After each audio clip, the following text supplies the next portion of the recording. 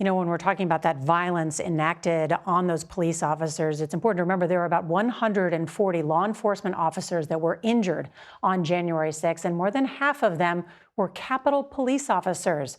Tonight, we spoke with the chief of the U.S. Capitol Police for his reaction to the pardons in an exclusive interview. We know that more than 170 people, these January 6 defendants, are accused of using a deadly or dangerous weapon against law enforcement, a fire extinguisher, a 4x4, bear spray. What kind of message does that send? Well, I think it sends the message that politics is more important than policing.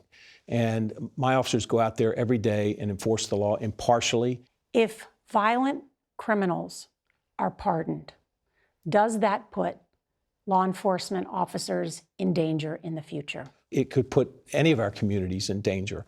Anybody that is convicted of a violent crime and then allowed to not serve their sentence or just be let off the hook, I think it has an impact on our communities nationwide.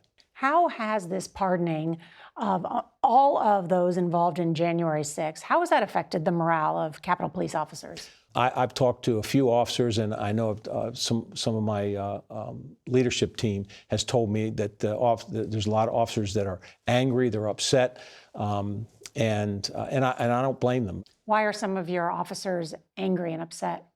Well, because they believe that they were doing their job properly that day, and this sends a message to them that somehow it was okay for these folks to do the things that they did. This is not just about President Trump, right? I mean, there was a commutation issued by former President Biden as well before he left office. That's correct. Leonard Peltier, who in 1975 killed 2 FBI agents.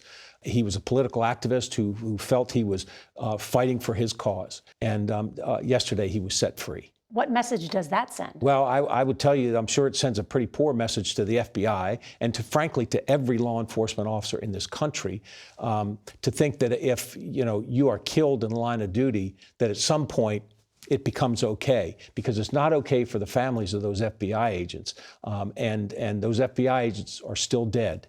And yet the man that killed them has been set free.